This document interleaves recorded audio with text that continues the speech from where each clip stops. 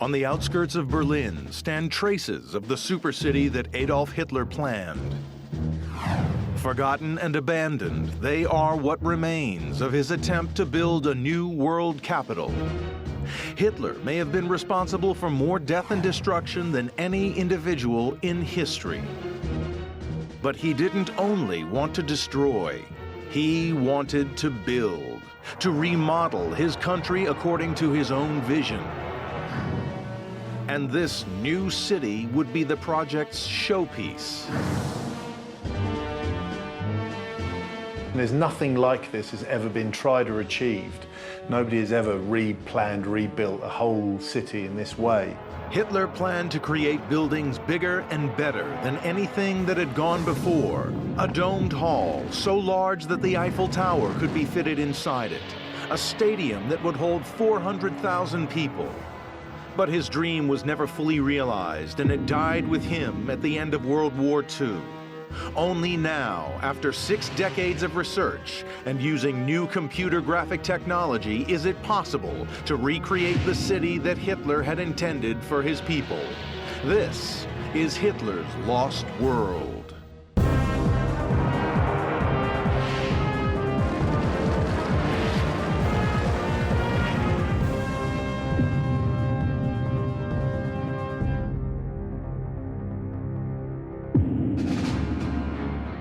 Germany, 1933. A nation made bitter and weak by the loss of World War I. Its people suffer the hardship of economic depression.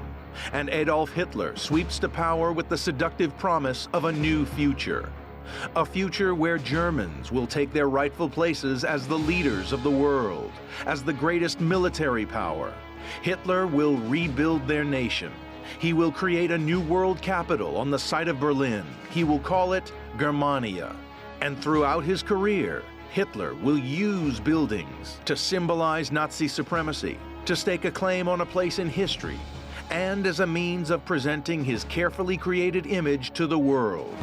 Hitler needed a man to make it happen. He chose Albert Speer, an architect only 28 years old. It would be Speer's job to bridge the gap between Hitler's dreams and the reality of construction. His youth was an important factor because he could, in that sense, become a kind of apprentice to Hitler. That is, he could build what Hitler was imagining. Their partnership would survive until the very last days of Hitler's life. Together, they embarked on a campaign deliberately to create buildings that would intimidate and overwhelm. That campaign began not in Berlin, but in southern Germany, the old Nazi heartland. The city of Nuremberg would become host for the Nazi Party's annual rallies. Speer designed a venue where the party faithful would celebrate the cult of their leader. Today, the site is derelict and overgrown, a memory of a shameful era. But Speer's vast open arena is still here. It's the size of 12 football fields, enclosed by 36 stone towers. At one end stands the Zeppelin Tribune, the platform where Nazi leaders would address uniformed ranks of party members. The platform is 1,300 feet long and 65 feet high. 60,000 people sat here to watch parades and military displays in the field below. Speer based his design on a stunning piece of classical Greek architecture, the Pergamon altar, which has been transported brick by brick in 1913 to Berlin's main museum. By echoing its construction, Speer was claiming that the Nazis could rival anything in history. This monument had a series of steps going down it, and then also a large colonnade behind it. Originally, there was a large colonnade behind us here. But Speer didn't just copy what he saw. He set out to improve it and make it appeal in his own time. By extending the staircase and adding stepped seating, he made the tribune much larger than its ancient inspiration. It took 3 years to build, and when it was finished, it was crowned with a 20-foot-tall swastika. Historian Paul Jaskett walks the corridors beneath the speaker's platform. We're standing inside of one of the only remaining structures built by Albert Speer, the Zeppelin Tribune. What you're seeing here is the lobby space that was probably used as a preparation area for party officials before they would go up and speak at the tribune stands above us. Officials would walk out to address tens, even hundreds of thousands of people at the rallies. The surroundings were designed to convince the audience that they were part of something momentous.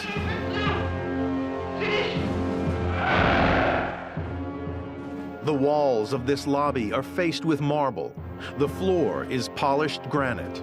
The ceiling is covered with a golden swastika design mosaic. And yet Speer's most imposing work here at the Nuremberg rally site was a one-off spectacle, created not with stone or metal, but with light. At the 1934 rally, he used light to bind the masses together by enclosing them inside one huge outside space. Visible from up to 60 miles away, lights filled the sky, reaching 25,000 feet. It was said to be like a religious experience. The beams created what would become known as the Cathedral of Light. This rare footage captures the moment when the beams of 134 searchlights converged in the sky above the Zeppelin field. Speer used them to create an effect of community in the sense that they surrounded the entire Zeppelin field, so thousands of people, and then the lights would form above your head, and it would give you the sense of being inside, although you were outside. The success of the Nuremberg rallies persuaded Hitler that the city needed a new indoor home for the party's massed conventions. He decided to build the Congress Hall, where up to 60,000 followers could gather to hear him and his henchmen speak. This would be a completely new type of building. Again, he took inspiration from the classical world, this time the Colosseum of ancient Rome. Hitler often talked about outdoing Rome, both architecturally and in terms of its military power. The Colosseum is 500 feet wide. Hitler's hall would be 200 feet wider. The architects were told to mimic its design and to use not modern concrete, but only the finest granite. Hitler wanted prestige. He wanted buildings that would last 1,000 years. We're in the lower arcade of the Kongresshalle. It has a tier exterior, and it is built out of solid masonry. What we're seeing here is the facing of that masonry interior, which is made out of very, very hard granite. And it's also a very fine grained granite, so it was a very expensive, very high prestigious kind of stone. Although the exterior of the Congress Hall exudes prosperity and success, the interior was never completed. The onset of war meant the inner walls and foundations lay crumbling and neglected. Paul Jaskett goes in search of what would have been. We're standing in the interior of what remains of the Congress Hall. There would be banked seating centered on a podium where the party leaders or Hitler would speak. At the top of the hall would have been a colonnade, and then the whole would have been capped by a ceiling which had a very large skylight bringing the natural world inside. The roof is missing, not collapsed or bombed, but never built. As war loomed, it became more important for the German state to deploy its resources elsewhere. The builders never returned to complete the job. Now, engineering experts wonder whether Hitler's plans for this building could ever have been realized. This would have been 200-meter spanning structure. There was no column support inside, and it's questionable whether they could have done that at this time. And we can certainly do it today. Now, using computer technology based on the original plans, we can finally reveal how the Congress Hall would have looked if Hitler's engineers had completed their task. Here, Hitler would have delivered speeches from a central pulpit to a crowd of over 50,000. Speer and Hitler had defined the blueprint for what they planned to build. Structures that would not just impress, but overwhelm those who entered them. The next phase was to demonstrate this power to a global audience. Germany would host the Olympic Games, and Hitler would have Speer design a new stadium. It would be bigger than any built before or since. In 1934, work began on the largest stadium in Europe. This stadium hosted the 1936 Olympic Games and marked Hitler's arrival on the international stage. It was the next step in his plan to rebuild and rebrand Germany. Located 5 miles from the center of Berlin, it would focus the world's attention on Nazi Germany and its growing strength. The stadium would cost the equivalent of $250 million. 2 tiers of seating would hold 110,000 spectators, but Hitler's engineers were given just 3 years to complete it. They feared that the amount of work involved meant the stadium would not be ready in time for the opening ceremony. Hitler would not take no for an answer. An innovative solution was needed. The builders decided to sink the floor of the stadium and place the lower seating tier below ground level. Concrete construction was only needed for the upper tier, not for the lower tier. This would drastically cut the construction time, but more than that, it appealed to Hitler because it echoed the design of the arenas of ancient Rome, which also had sunken floors. He continued to meddle in other aspects of the design. Werner March, the stadium's architect, had planned an ultra-modern glass facade for the building's front. When Hitler saw these drawings, he got angry and he forced March to change the plans. He wanted no glass elements in the stadium. Hitler wanted the building to have a classical design. He demanded the facade be covered with stone. Stone was really significant to Hitler because of its prestige, because of its permanence, and because of its use by previously powerful regimes. This was to be more than just a sports arena. Its true function was as a monumental advertisement for Nazism. An opening was left in the stadium's west end. It gave a direct line of sight to a bell tower, the Führer Tower. Its overshadowing presence would be a constant forced reminder of Hitler's power. In fact, throughout the games, his secret police used it as a vantage point from which to watch the crowd. When he attended in person, Hitler sat with his men in a VIP box like a Roman emperor sitting in judgment over a contest between gladiators. And he choreographed an opening ceremony. For the first time, a flaming torch was carried from Greece's Mount Olympus to light a beacon in the stadium, a ritual which continues today. Few realize that it was a Nazi innovation. The athlete who carried the torch through Berlin still remembers the effect this had on the crowds. The mood was fantastic, I can tell you that much. There were hundreds of people standing on the streets. I was thrilled. It was just an honor to run with this torch.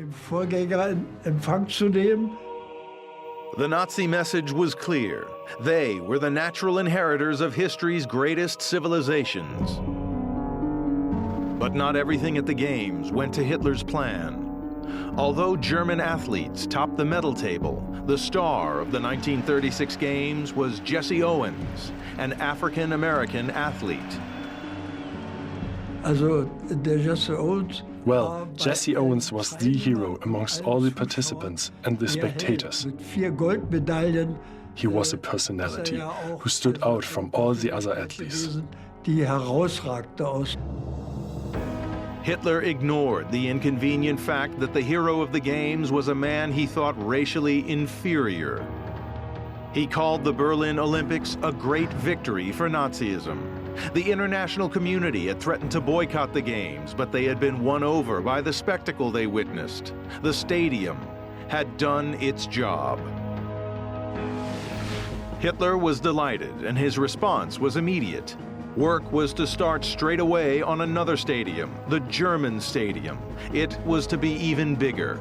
The stadium was meant to be an even greater expression of Hitler's claims for world domination. Just as the world was going to be dominated by the political will of Germany, so too would other aspects of life, including sports, for example, be also centered in the new peacetime empire of a German-dominated world. Hitler chose to build his new stadium in Nuremberg, site of his earlier triumphal rallies. This man-made lake marks the spot he chose. It is the only trace left of an attempt to build a stadium for 400,000 people. Our investigators pieced together what it would have looked like. Behind me was the original location of the German stadium. What remains of that is the hole dug for the foundation. This stadium was a building site at least up until the early stages of the war. Engineer Ed McCann doubts that the building as planned would have been viable. There's 400,000 people got to use this thing. They've got to get in and out. They've got to be organized so that they can get to their seats, be served with hot dogs, use toilets and all the rest of it. As the stadium gets bigger and bigger and bigger, the queue times get longer and longer and longer. Architect Speer was aware of the scale of the challenge. The highest point of the stadium would be 300 feet above the arena floor. Although elevators were planned to take spectators 100 at a time to the top 3 tiers, engineers were concerned about visibility. It was important for them to know, for example, whether you could see so far below from such a high stadium that had never been tried before. It's the same thing that influences stadia design today. I mean, if you get too far away, there's simply no viewing experience whatsoever. Speer's solution was to build a full-scale model of a section of the seating. By placing 60 workers in the top tier and checking their lines of sight, he could satisfy himself that a stadium of this size was viable. Construction could begin. The stadium would cover 24,000 square feet, 4 times the size of the Olympic Stadium, and it would be finished with red granite, personally selected by Hitler. His demands went far beyond what the engineers could provide. The granite itself for the German stadium required 4 times the yearly output of the entire German granite industry merely to cover its facade. Hitler believed that once Germany became the global power, every Olympic Games would be staged in his new stadium. But it was not to be. The project was suspended as the country's resources were diverted to war and weapons production. The site was abandoned, the foundations filled with water. Today, a lake is all that remains of Hitler's scheme to build the world's largest stadium. But now, computer-generated imagery can reveal what the finished stadium would have looked like. Yet to Hitler, this was just a side project. His main focus was always a new capital. He would tear down Berlin and replace it with an invention of his own, what he called the world capital. Germania.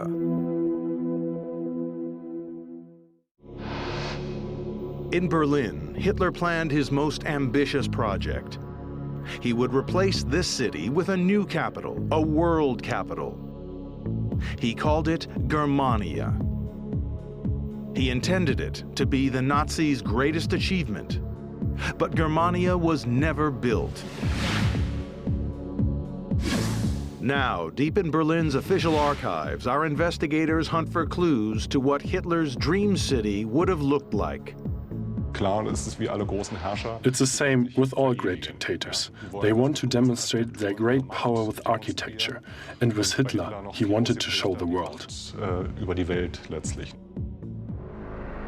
Blueprints reveal ambition on an extraordinary scale. It was the visual tip of the iceberg for a very extensive restructuring of the entire social, political, and economic order. Hitler detested Berlin, a place he considered decadent and depraved. He pointed to Berlin as a city that was not emblematic of the power of a real Germany. Particularly, he talked about, for example, Jewish department stores as being a sign of sickness, architectural sickness, but also, of course, political sickness of the regime. Although Hitler had been elected leader by the German people, in fact, only 1 in 4 Berliners had voted for him. Now he was in control, he would make them pay. His monuments would be built on the rubble of their homes. A model from the time reveals Hitler's vast ambition for the new city's layout. It would require over 60,000 apartments to be bulldozed and more than 100,000 people to be made homeless. Planning started in 1936, and as it moved into construction, Speer was given unprecedented freedom. As Inspector General of Building, Speer was not only independent of the state in many ways, but he was also in charge of a huge bureaucracy. This was dozens, if not thousands of people. Central to Hitler's plans was the building of the Reich Chancellery, part palace, part administrative center. A lavish setting where he could impress visitors. The Reichschancellery was all about showing a very dominant Hitler to foreign dignitaries and foreign diplomats. Speer had 12 months to construct this building. It would take 4,500 men working round the clock in 3 shifts. They finished with just 2 days to spare. Today, nothing remains of Hitler's headquarters. Allied bombing destroyed all traces of the Chancellery. Modern apartments stand in its place. Berlin historian Tony Letizier takes us to the site of Hitler's former power base. We're walking westward along Forststrasse, and we've just come to a bend in the road. It's from this point onwards extended Hitler's new Third Reich Chancellery, which was opened in January 1939, having taken only 1 year to construct. To celebrate the Chancellery's opening, Hitler hosted a dinner for foreign ambassadors and VIPs. Those guests were met by an extraordinary sight. They found themselves in a stunning reception room, at the end of which stood doors 17 feet high. These doors opened onto a hall decorated with mosaics. But even this was not the building's grandest feature. From the end of this building to the next building we come to was the center section of Hitler's Reichschancellery. This gallery which confronted it was based on the idea of the Hall of Mirrors at Versailles, but Hitler wanted it bigger and better, so it was nearly 500 feet long. Hitler insisted the floors be kept highly polished. It was said he wanted diplomats to practice moving on a slippery surface. The focal point of the building was Hitler's office, adorned in red leather and swastikas. The office, indeed the whole building, was designed to exude Hitler's power, to be a fitting headquarters from which he could preside over the German Reich. Although none of it survives today, we can use the latest 3D technology to reveal how the finished chancery looked. Although as the administrative center, it was the most important of the buildings in Germania, the intention was to fill the city with other far more impressive structures. And Speer was responsible. Now one of Hitler's most trusted men and promoted to the position of armaments minister, he found himself presented with ever greater challenges. Hitler's ambition was only increasing, and the development of his vision for Germania reflects that. On a visit to Paris, he had greatly admired the city's neoclassical monuments.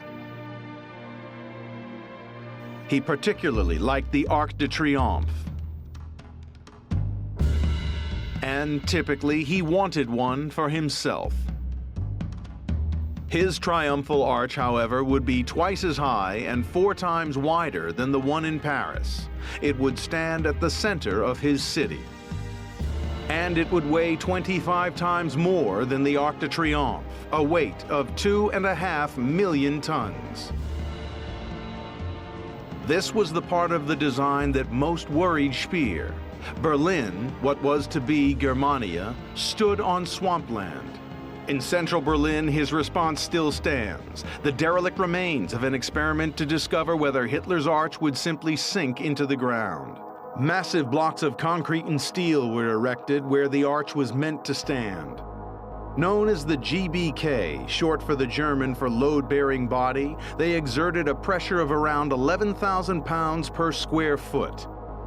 Architect Michael Richter investigates the test site.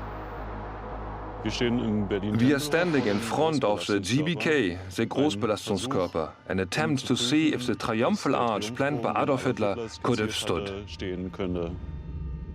Speer's engineers worked to a simple formula. If the block sank no more than 2.5 inches, it was safe to build the arch. Inside lies the forgotten chamber where the experiment was monitored. We are now entering the upper measuring chamber. Here is where the actual measurements in the GBK were carried out. And from this upper chamber, it goes even deeper into a further room. Deep inside the GBK lies a hidden shaft. Below this hatch are testing rooms used by Speer's engineers. This is the central shaft that runs across 3 levels. It's 30 feet deep. And at the end, there are 4 chambers where the measuring devices used to be.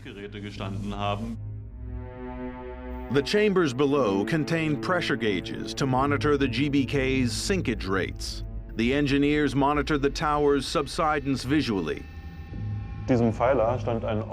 Here on this pillar, there stood an optical measuring device that was aimed at a point outside the GBK through this pipe, comparing the height of the object outside with this water level indicator in the upper measuring chamber to determine the sinkage of the GBK.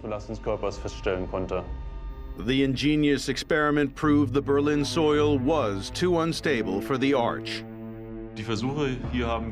The attempt here showed that it would have been impossible to build the triumphal arch without fortifying the ground. The GBK sank by more than 7 inches between 1941 and 1944.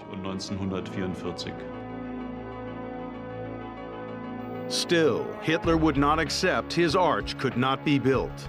He instructed his people to continue looking for a solution. The GBK is still sinking today, and although Hitler's engineers continued with their work, the arch was never built. Now, by investigating the plans and using state-of-the-art technology, we can finally reveal how it would have looked. Hitler and Speer were not deterred by this failure. They set about their next project, the biggest of all Germania's buildings, the Great Hall. It would be the city's centerpiece. It would be crowned with a dome so big some said it would have its own clouds and rainfall. Its design would test the bounds of what was possible in construction, and it would demand the ruthless brutality which had become the Nazis' hallmark. It would use slave labor. In 1936, Hitler unveiled plans for the most ambitious of all his building projects. A vast domed space called the Great Hall. The Great Hall was the absolute focal point of the north-south axis. It was a gigantic building which had by far the largest dome in the world at the time. It was intended to be the most important of all of Germania's buildings, a symbol of greatness. It was to be Hitler's engineering masterpiece. Land was cleared, workers hired, digging began. Unlike most of Germania's buildings designed by architects, the Great Hall was designed by Hitler himself. He looked to one of antiquity's most famous monuments, the Pantheon in Rome. He had seen it in 1938. He was impressed. But his own hall would have to be bigger. What's really important to remember is that the scale is so much more gargantuan in the Great Hall. The Pantheon was already a large domed space, but the Great Hall was so much bigger. Engineer Ed McCann assesses the plans for the Great Hall. This isn't just 2 or 3 times bigger than the Pantheon. This is 8 times as wide as the Pantheon, 2.5 times the length of a football pitch. You could fit 2 Saturn V rockets in there and still fly around the top in a small helicopter. This is just an enormous space, and nothing like it had been done before then, and in fact nothing like it's been done since. The Great Hall was to symbolize Hitler's mastery of the world. At its highest point would stand an imperial eagle. It would hold in its claws not the usual swastika, but the world. The dome represented the vault of the sky spanning Hitler's global empire. The interior would mimic that of the Pantheon. There would be a large niche in the main wall. It would contain a 78-foot statue of the imperial eagle perched over a pulpit. 3 tiers of seats would surround a central arena. Around these would be 100 pillars, 3 stories high, reaching to the coffered ceiling. The building was intended to hold up to 180,000 people. Looking up, they'd have seen a roof that rose almost 1,000 feet above them. And the intention was to build it all from granite. Some experts have questioned whether Speer could have built a structure of such colossal dimensions. Engineer Ed McCann has made calculations based on the existing blueprints. This dome would have weighed in excess of 200,000 tons. That's about, 500 fully laden jumbo jets. And in order to see whether he was even vaguely right, we took his drawings and our understanding of what he tried to do, bunged it into one of our modern structural engineering packages. Rather to our surprise, found out that it could more or less be made to work as he imagined it. Even though technically possible, the scale of this building would have brought problems. It was suggested that the condensation from the breath of 180,000 people would rise to the top of the dome and then, cooling, fall as rain. To Ed McCann, the proportions of the dome would have rendered it not magnificent, but ridiculous. This is an absolute parody of the Pantheon. I mean, he's taken a very adjusted form and balanced form, structurally rational diagram, and turned it into an overblown, top-heavy, inflated in every sense of the word solution. And I really don't like it at all. I think it's irrational in structural terms, it's hideous in moral terms, and it really doesn't do any justice to its inspiration insofar as that was the Pantheon. This project would never get beyond the land clearing phase, and Speer's plans would ultimately be thwarted by war. But evidence lies all around Berlin of how far he would go to make Hitler's vision a reality. Outside the city lies a center for the production of building materials. It reveals the truly brutal nature of Hitler's quest for glory. It is part of the concentration camp Sachsenhausen. Germania was meant to be built on slave labor. Sachsenhausen was the prototype concentration camp, built in the shape of a triangle so it could be controlled from just one machine gun emplacement. In 1938, it expanded to incorporate a new brickworks. A harbor was built so the camp's enormous output could be carried into the center of the city by canal. Speer had signed a contract with the SS for all the bricks that Sachsenhausen could produce. Given that Sachsenhausen was near Berlin, it was meant to be a major provider of bricks for the rebuilding efforts. For the camp's inmates, the brick production line, the Klinkerwerks, was the most feared assignment of all. The brickworks were feared by the prisoners because it was a punishment unit, and the conditions here were the worst in all the working units of the camp. Single prisoners and groups of prisoners were sent here to the Klinkerwerk to be killed by the brutal conditions of working here. So you can say that the Klinkerwerk was something like a death camp for the concentration camp Sachsenhausen. Camp survivor Adam Koenig recalls the conditions there. First of all, the winter was very hard. It was very cold. We didn't have appropriate clothing. There was little food too. It was a bad job, yes.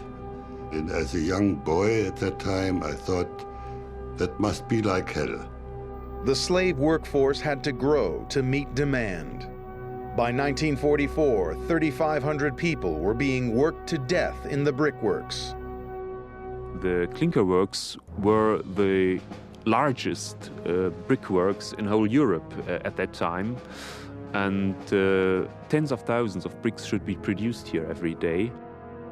Hitler and Speer's ambition depended totally on their willingness to sacrifice countless lives. Then, the outbreak of war brought them a new challenge. Allied air raids came to Germany. They threatened to destroy all Hitler and Speer had built so far. So Speer began a new set of tests. He wanted to make his city bomb-proof. In 1941, Europe was a battlefield. World War II was raging. The Third Reich was a military state geared for conquest. Adolf Hitler and his architect Albert Speer are planning a new world capital to be called Germania. They had built the Olympic Stadium and the Reich Chancellery. They planned a great hall, another stadium, and vast triumphal arch, a whole new city. But Allied bombs threatened their dreams, so they embarked upon a series of experiments to establish how to make their city indestructible. Still today, it's possible to find evidence of the tests they conducted. In a secret forest location 1 hour's drive outside Berlin lies what was once a restricted test site. Surrounded by rubble, these 4 towers are the last traces of a covert project to create bomb-proof building materials. The local population called this site Berlin Settlement. But this was a prohibited area and nobody had access to this site, nobody. So in 1941, Speer and his engineers started to identify which structures and materials were most resistant to bombardment. They had this idea to develop, to design air raid shelters integrated in normal dwellings. And they want to know how they have to build it, if they are bomb-proofed or not. Their experiments were simple. They built towers, then subjected them to varying types of assault. The kind of ammunition which was used here includes all calibers of bombs and grenades, machine guns and cannons, and maybe they were checking rockets as well. The engineers developed techniques to reinforce walls. They braced concrete with steel rods. 500 yards from the towers stands a lonely piece of wall, nearly 7 feet thick and 20 feet high. It still bears the signs of impact from a rocket. These tests had 2 purposes: to determine how thick a wall had to be to withstand an Allied rocket attack, and to find out how fast a rocket would have to travel to penetrate such a wall. No written evidence remains of these tests. The detailed records of their results have been lost or destroyed. But it's clear that the Nazis had the technology to build structures that could survive a direct hit. They knew how to build effective bomb shelters. The only problem was the time it would take and the cost in materials and labor. While Hitler pushed ahead with his dream of creating the perfect city of Germania, the priority for his engineers became defense and survival. The order was given to create over 1,000 bunkers and 6 anti-aircraft towers for Berlin. Ultimately, there were only enough spaces in the shelters for 10% of the population. And yet 200 million cubic meters of reinforced concrete were used. Today, beneath the streets of Berlin are the remains of the vast complex of underground bunkers. Few of the commuters who use this metro station every day realize that a perfectly preserved air raid shelter exists below them. This shelter was built to accommodate 1,400 people, but during the bombings, almost 5,000 people crammed into these rooms. As you can see, in every room here we have a sign, and the sign tells us how many people are allowed to be in the room. Here it is 20 persons. But during the air raids, more and more people try to get safe inside the bunkers, and so in here, in this room, there were sometimes more than 60, 70 people. There was no ventilation system, no air shafts. Citizens faced suffocation and the threat of gas leaks. Sometimes they would have to evacuate the bunker in the middle of an air raid. The electricity supply was often interrupted, plunging the shelters into pitch darkness. The engineers used a drastic and toxic solution. People were meant to find their way by the dim glow emitted by phosphorus paint. During the air raids, the light fails often, and so you have to be prepared. You see, in a dark bunker, you don't see anything, and therefore this whole room and many rooms inside here were painted with phosphorized color. Here you can see how it works.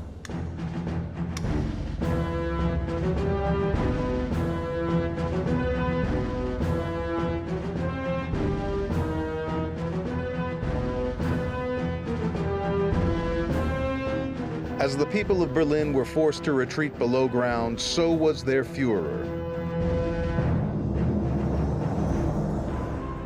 All important leaders in this time in the world has had his own bunker. Stalin, Mr. Roosevelt, for example, I'm sure, and Mr. Churchill.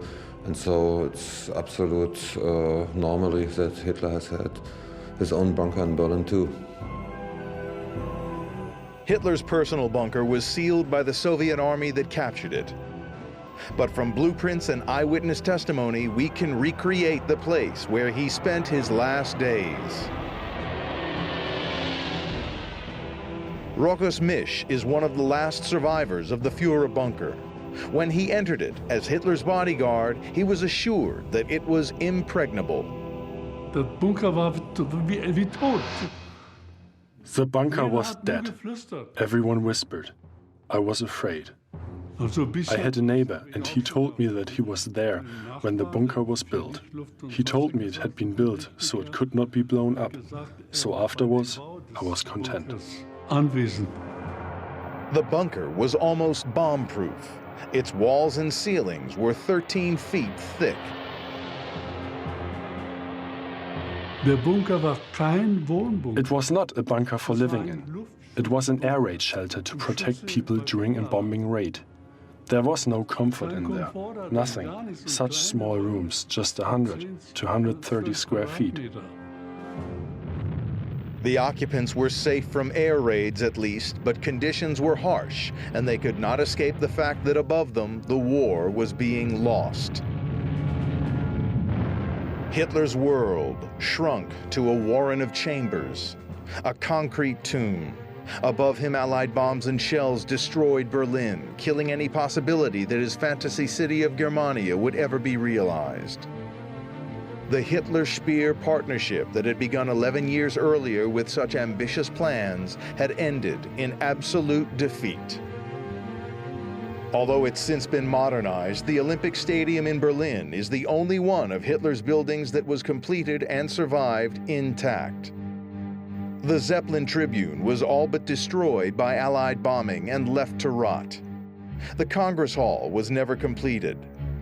Hitler's headquarters, the Reich's Chancellery, was bombed and eventually removed brick by brick. And the building sites of the German Stadium, the Triumphal Arch, and the Great Hall were all abandoned.